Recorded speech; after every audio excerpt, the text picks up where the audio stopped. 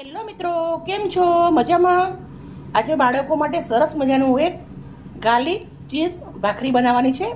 તો સૌથી પહેલાં મેં ભાખરી બનાવી રેડી કરી દીધી છે. ચીઝ લીધું છે, લસણ લીધું છે. લસણની આપણી કળીઓ શેકવાની છે. કેવી રીતે બનાવું પૂરો વિડીયો શેર કરીશ. પણ તમારા જોડે થોડું શિમલા મરચું સમારી, થોડી ડુંગળી સમારી છે, થોડા ટામેટાં સમાર્યા છે, બીજ કાઢી નાખ્યા છે. આપણે આવી રીતના કટ કરી લીધું છે બધું.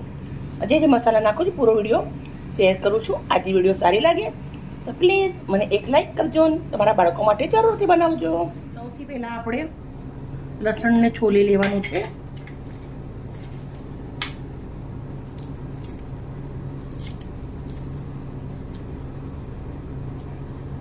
બધું જ લસણ આવી રીતે છોલી લેશું. થઈ ગયું રેડી. ગેસના ઉપર એક તવો મૂક્યો છે. 2 ચમચી તલનું તેલ નાખું છું. તેલને ગરમ થવા દેશું. હવે આપણે લસણ ખોલ્યું છે એ નાખી દઉં છું. લસણની કળી સરસ મજાની લાલ થઈ જાય ત્યાર સુધી તેલના અંદર શેકવાની છે.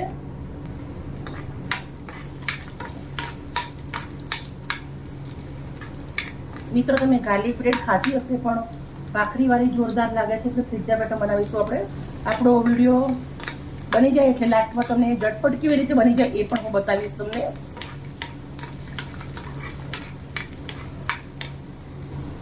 આપણું લસણ સરસ મજાનું લાલ થઈ ગયું છે. અહીં આવી રીતના એક વાટકો લીધો છે. વાટકાના અંદર લસણની કળીઓ નીકાળી દેવાની છે આપણે.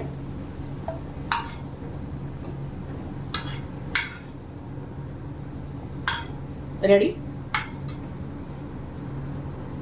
હવે આપણે એક દસ્તો લીધો છે. આપણે લસણને આવી રીતે દબાવી દેવાનું છે.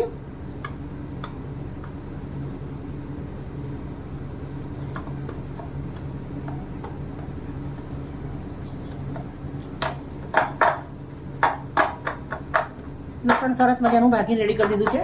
1 ચમચી માખણ દેશી, થોડું મીઠું, ફ્રેશ ધાણા જીરું, થોડો અમચૂર પાવડર, થોડા આપણે નાખવાના છે ચીલી ફ્લેક્સ. હવે આપણે સરસ મજાનું બધું મિક્સ કરી દેવાનું છે.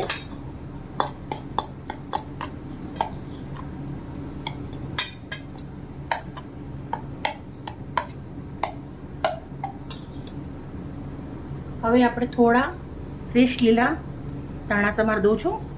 આમ બાળકો ધાણા ના ખાતા હોય, પણ તમે આવી રીતે બનાવીને ખવડાવો ને તો બાળકો ખાઈ લે અને એમને ખબર બી ના પડે. આવી રીતના એકદમ ઝીણા ઝીણા ધાણા સમાર દેવાના છે અંદર.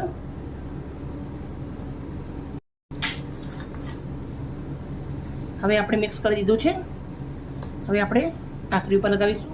એક પ્લેટ લીધી છે મોટી. પછી આપણે જે ભાખરી બનાવેલી છે એ ભાખરી લઈ લઉં છું.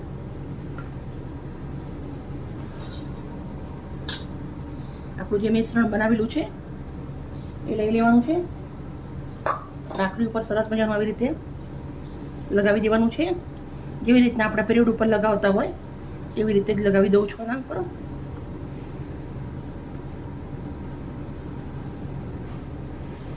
હવે આપણે આવી રીતના ડુંગળી, શિમલા મરચું, ટામેટું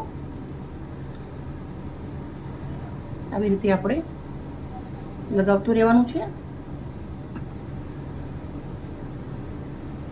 થઈ ગયું રેડી. મેઇન ચીજ છે આપણી હવે ચીઝ.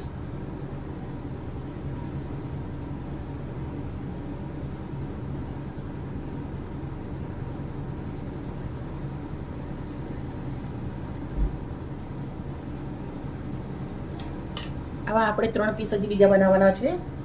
હવે આપણે 4 રેડી કરી દીધી છે. તો આવી રીતના ચીઝ લગાવી દઉં છું.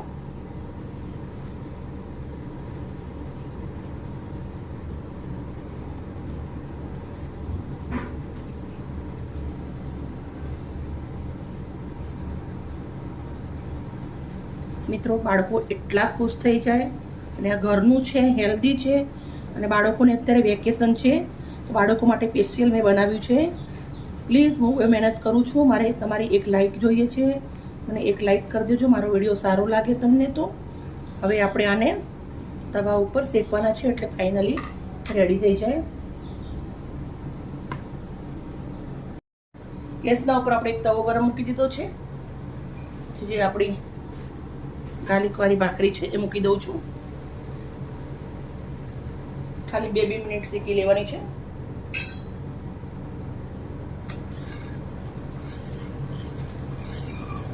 કંઈ પણ જાતનું કશું જ નથી નાખવાનું, એમને જ ગરમ કરી લેવાની છે થોડી. હવે થોડા આપણા ચીલી ફ્લેક્સ નાખી દઉં છું ઉપર, ચીઝના ઉપર.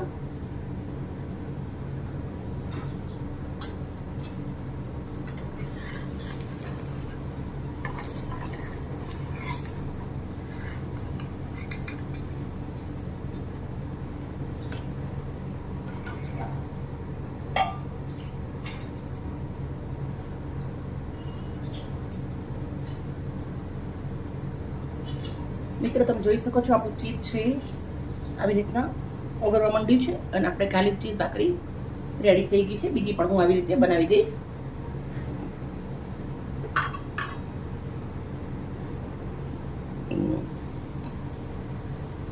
થોડા ચીલી ફ્લેક્સ,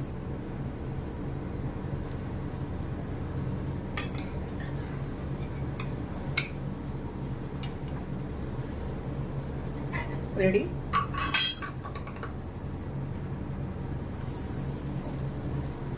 થોડા પાછા ચીલી ફ્લેક્સ,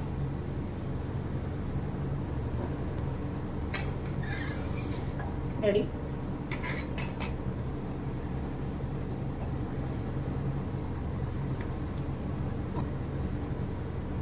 ચીલી ફ્લેક્સ. ગેસને બંધ કરી દઉં છું અને આપણે ગાર્લિક ચીઝ ભાખરી રેડી થઈ ગઈ છે. માટે મેં એક ડીશ લઈ લીધી છે. પછી આપણે આવી રીતના ભાખરી મૂકી દેવાની છે. મિત્રો મને જેટલું ખાવું ગમે એટલું સજાવવું ગમે. આંખને દેખે તો પેટને ભાવે.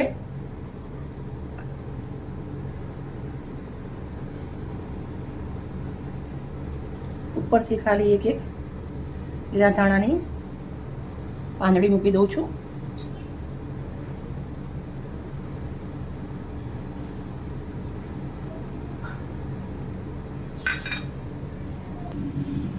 મિત્રો અત્યારે બાળકોનું વેકેશન ચાલુ છે, તો આવી રીતે તમે જરૂરથી બનાવજો. અને હું તમને કીધું હતું ભાખરીનું કેવી રીતે જલ્દી બની જાય એમ.